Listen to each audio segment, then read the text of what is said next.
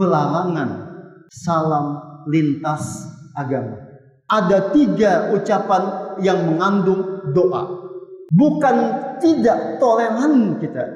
Entah teman-teman kita yang lain punya dalil sendiri barangkali.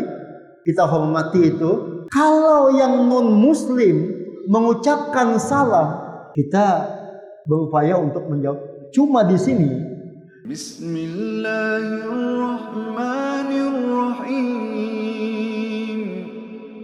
Assalamualaikum warahmatullahi wabarakatuh. Bapak-bapak dan ibu-ibu sekalian rahimakumullah. Kalau kita mengamati di media sosial beberapa waktu yang lalu dan sampai hari ini, ada sedikit kegaduhan dalam tanda kutip di kalangan pemuka-pemuka agama, di kalangan ormas-ormas keagamaan. Kenapa terjadi adanya sedikit, kalau boleh kita katakan, persoalan-persoalan yang timbul, yaitu adanya fatwa dari majelis ulama terkait dengan salam lintas agama. Bapak Ibu sekalian, pada waktu kegiatan Forum Ijtima Ulama Komisi Fatwa Majelis Ulama Indonesia yang dilaksanakan di Bangka Belitung tanggal 29 sampai 31 Mei 2024 kemarin, di mana salah satu hasil dari Forum Ijtima Ulama itu adalah terkait dengan pelarangan salam lintas agama. Apa itu salam lintas agama? Salam lintas agama adalah pengucapan salam khususnya oleh orang Islam dengan mengucapkan salam secara khusus. Misalnya dalam satu pertemuan yang pembicara adalah Islam, lalu dia mengucapkan Assalamualaikum warahmatullahi wabarakatuh. Setelah itu dilanjutkan dengan salam menggunakan salam agama orang lain. Lalu setelah itu dia mengatakan salam sejahtera untuk kita semua, salam, namo buddhaya, kemudian mengucapkan Om Swastiastu, kemudian Dedong Tin. 6 agama yang diakui resmi di Indonesia memang memiliki salam sendiri-sendiri. Nah, Majelis Ulama ketika melaksanakan kegiatan di Bangka Belitung menelurkan sebuah putusan yang dapat dikatakan putusan yang kontroversial. Saya bacakan saja beberapa putusan itu supaya lengkap kita. Bunyi fatwa Majelis Ulama tentang salam lintas agama.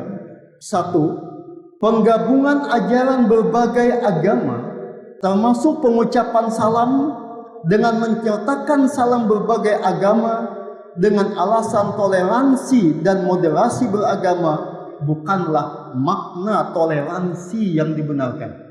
2. Dalam Islam, pengucapan salam merupakan doa yang bersifat ubudiyah. Karenanya harus mengikuti ketentuan syariat Islam dan tidak boleh dicampur adukan dengan ucapan salam agama lain.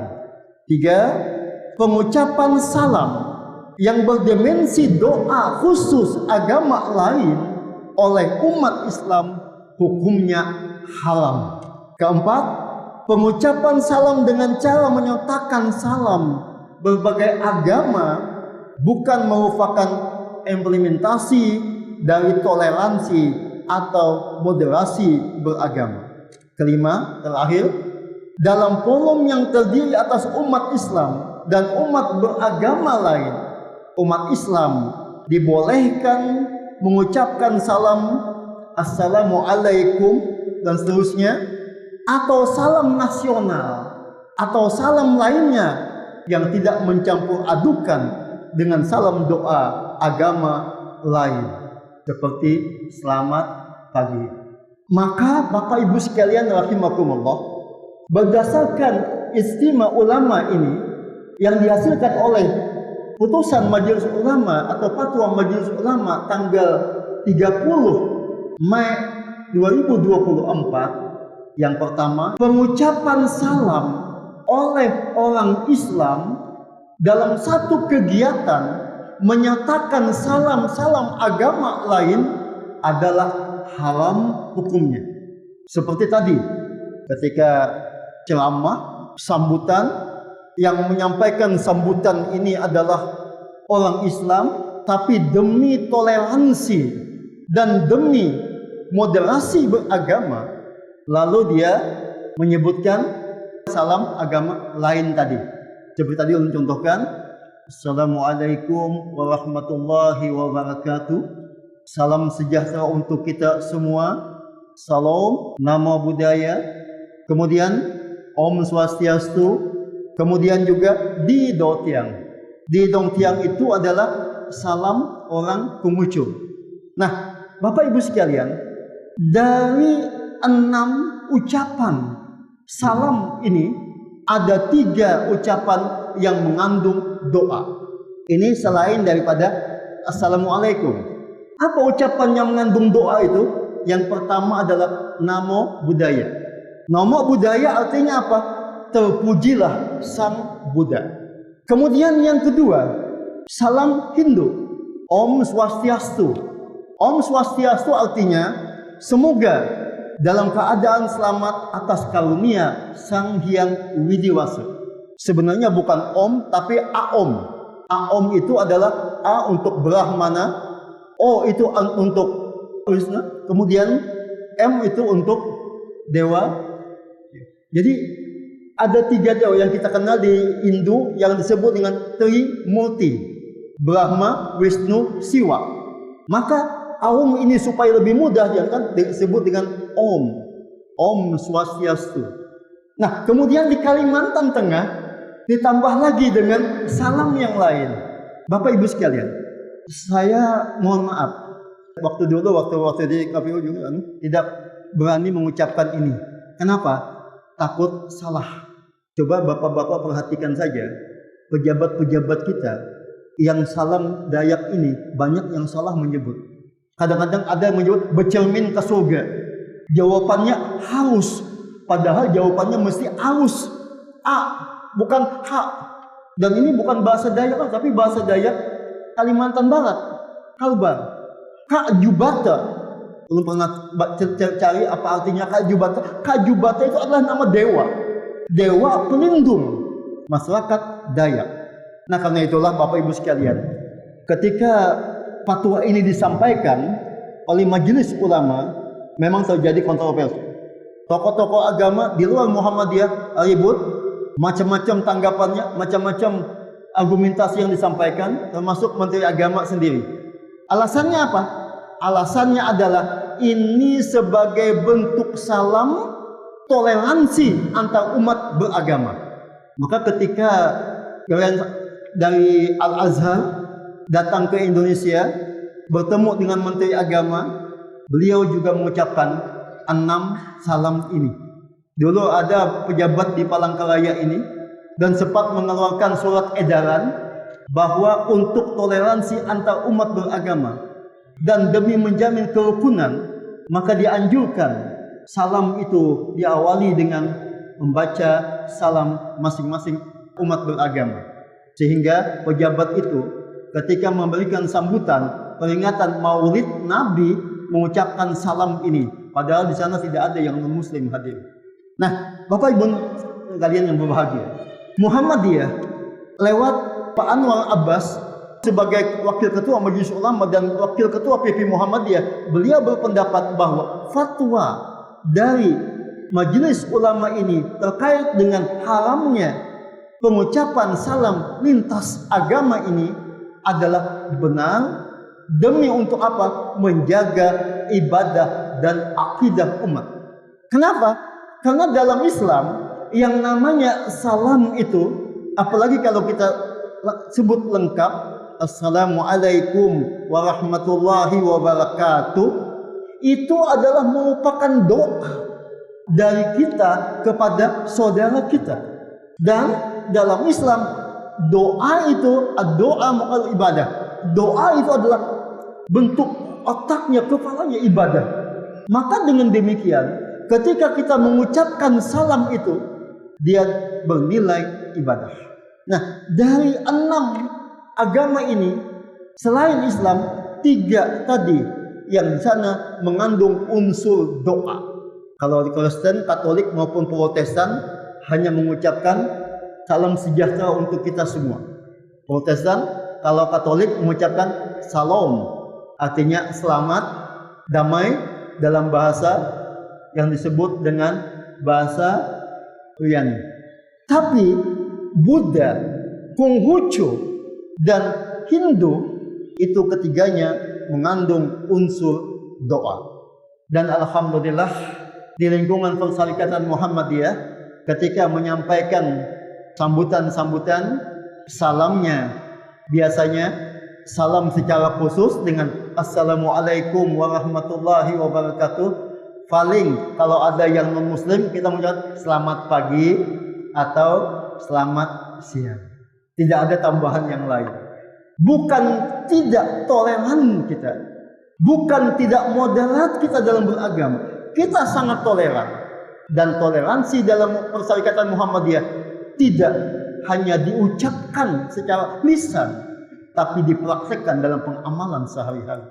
Karena banyak kita mendengar orang yang mengucapkan demi toleransi, tapi ternyata apa? Ada yang pengajian dibubarkan, ada ustadznya yang dipukul dan lain sebagainya, hanya karena berbeda pendapat. Di mana tolerannya? Baik, Bapak dan Ibu sekalian rahimakumullah. Jadi ucapan salam lintas agama ini memang menimbulkan kontroversi di kalangan umat, juga di kalangan umat beragama lain. Tapi kita persilahkan saja, mau pakai silahkan, tidak pun silahkan. Tergantung pada keyakinan kita masing-masing. Dan kita di lingkungan Persyarikatan Muhammadiyah memahami sepenuhnya bahwa salam dalam Islam itu adalah bernilai ibadah, dan salam agama yang tadi saya sebutkan ada di antaranya juga yang bernilai doa, sedangkan doa itu adalah bentuk ibadah. Baik Bapak Ibu sekalian rahimakumullah, kita tinggalkan pembicaraan terkait dengan ini. Kita akan membicarakan bagaimana salam dalam Islam. Kalau kita perhatikan firman Allah dalam surah An-Nisa ayat 86, di mana Allah Subhanahu wa taala berfirman, "Wa idza khuyitum bi tahiyati fahayu bi asana minha aw rudduha innallaha kana ala kulli shay'in hasiba." Dan apabila kamu dihormati dengan salam penghormatan, maka balaslah penghormatan itu dengan yang lebih baik atau dengan sepadan dengannya. Sungguh Allah memperhitungkan segala sesuatu. Ayat 86 surah An-Nisa ini memberikan tuntunan kepada kita tentang etika dalam salam. Yaitu apa?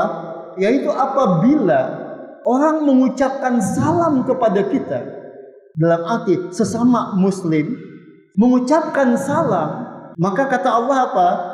Hendaknya kata Allah balas salamnya itu dengan yang lebih baik atau seumpama itu.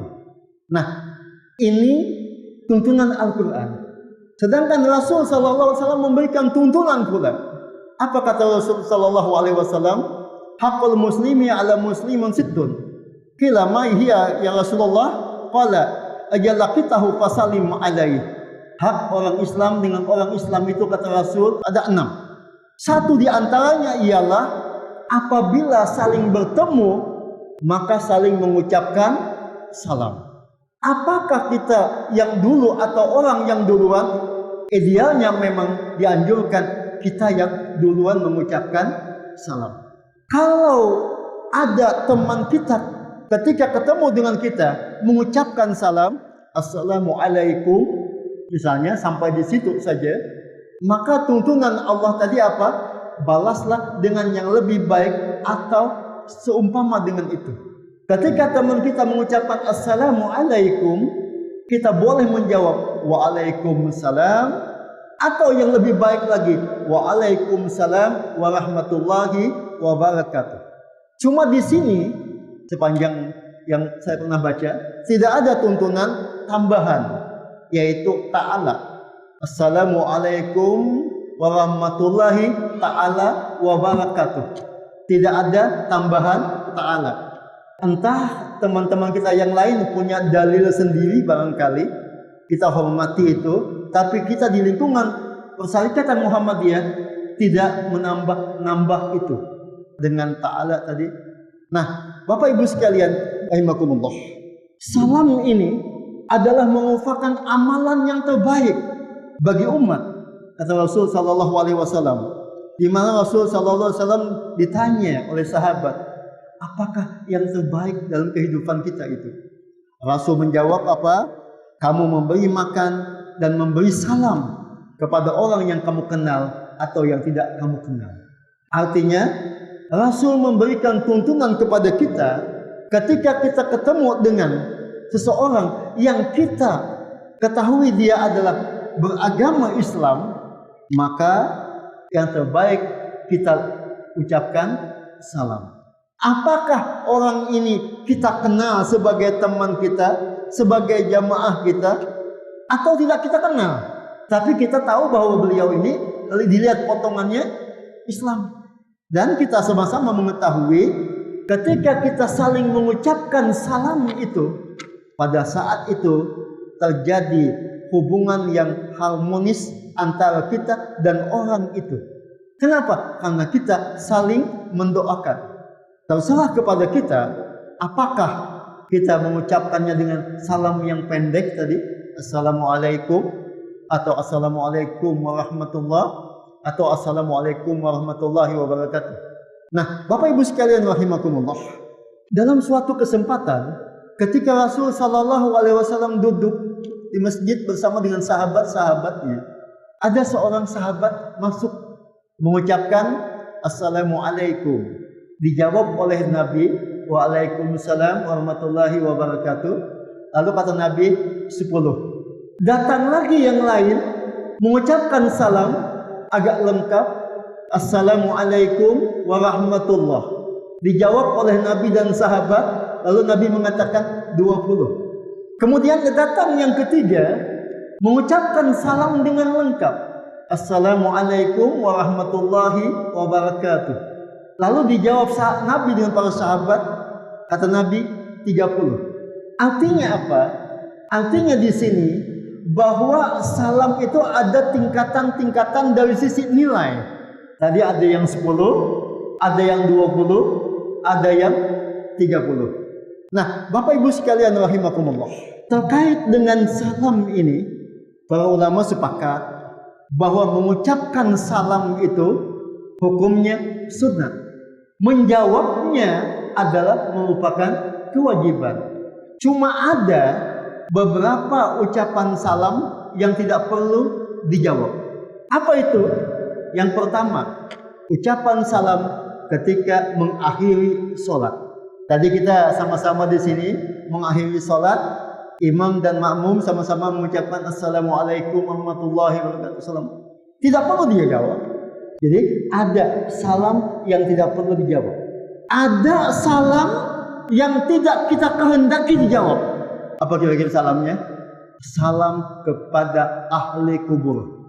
Rasul sallallahu alaihi wasallam memberikan tuntunan kepada kita. Ketika kita memasuki wilayah kuburan, maka kita dianjurkan membaca atau mengucapkan salam. Salamnya apa? Assalamualaikum dara qaumi mu'minina wa inna insyaallahu bikum lahiqun. Keselamatan atas kalian wahai penghuni rumah kaum mukminin atau kubur, dan sungguh insyaallah kami akan menyusul kalian.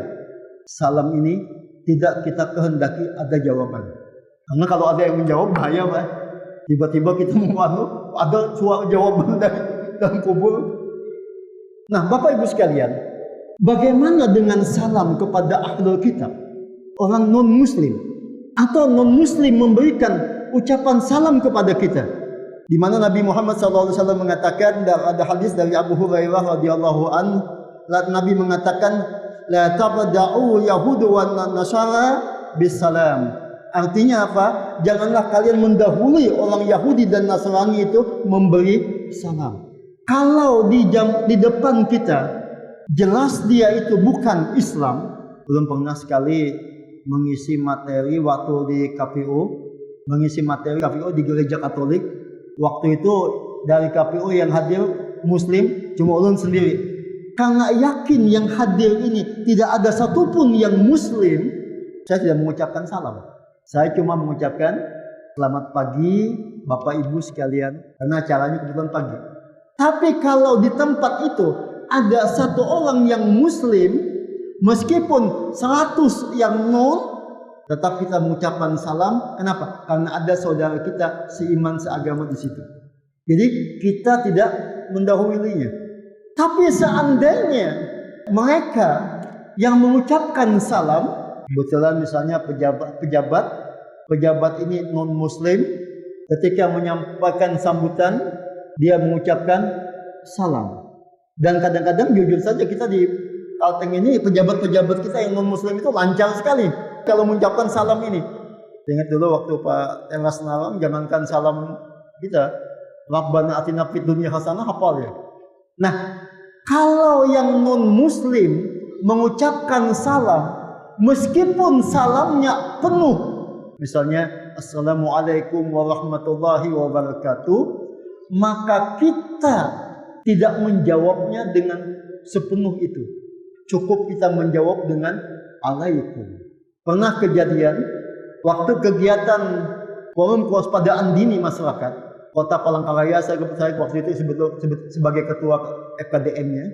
Kaban Kesbang Kota Palangkaraya waktu itu non Muslim mengucapkan salam. Yang diundang ini kebetulan tokoh-tokoh agama dan banyak yang Muslim hadir. Ketika beliau mengucapkan salam Assalamualaikum warahmatullahi wabarakatuh, ada yang menjawab, ada yang tidak. Beliau protes di mimbar itu. Beliau mengatakan, saya sudah menyampaikan ucapan salam. Kenapa saudara-saudara kita yang Muslim tidak menjawab salam saya dengan baik? Apakah salah saya mengucapkan salam ini? Setelah selesai itu saya temui beliau supaya jangan salah paham. Pak, sampai mengucapkan salam itu, salam Islam itu bagus saja. Tapi perlu sampean pahami, di lingkungan umat Islam itu ada satu pendapat yang harus dipahami juga oleh Bapak, yaitu bahwa untuk salam yang diucapkan oleh non-Muslim, ada yang mengatakan boleh dijawab dengan Alaikum, tapi juga ada yang mengatakan tidak usah dijawab.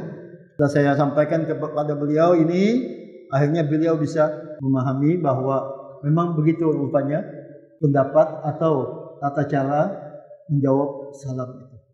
Nah, Bapak Ibu sekalian rahimakumullah. Kemudian bagaimana adab dalam salam? Dalam satu hadis yang diriwayatkan oleh At-Tirmizi, di mana Rasul sallallahu alaihi wasallam mengatakan, hendaknya yang berkendaraan memberi salam kepada yang berjalan. Tapi itu pun kalau kendaraannya ada laju. Kalau kecepatan penuh apa? Gak mungkin juga mungkin. Pada waktu mengucapkan salam, hendaknya remlah sedikit. Assalamualaikum. Ada kejadian tahun 87 kalau tidak salah di Banjarmasin, di depan rumah sakit Islam. Seorang ustadz lewat berkendaraan. Di pinggir jalan ini ada jamaahnya yang kenal dengan beliau, lalu mengucapkan salam. Yang berjalan mengucapkan salam kepada yang berkendaraan. Assalamualaikum Ustaz. Dalam kondisi berkendaraan, beliau mendengar diucapkan salam, beliau menengok mau menjawab, terjadi tabrakan. Sempat luka-luka beliau. Kenapa? Karena pada waktu menengok ini barangkali stang ini tidak stabil, lalu di belakang menghantam. 4 hari opname di rumah sakit Islam, beliau meninggal. Ini kan tidak sesuai. Kenapa? Yang jalan kepada yang kendaraan. Nabi menunjukkan yang berkendaraan kepada yang berjalan memberi salam kepada yang duduk.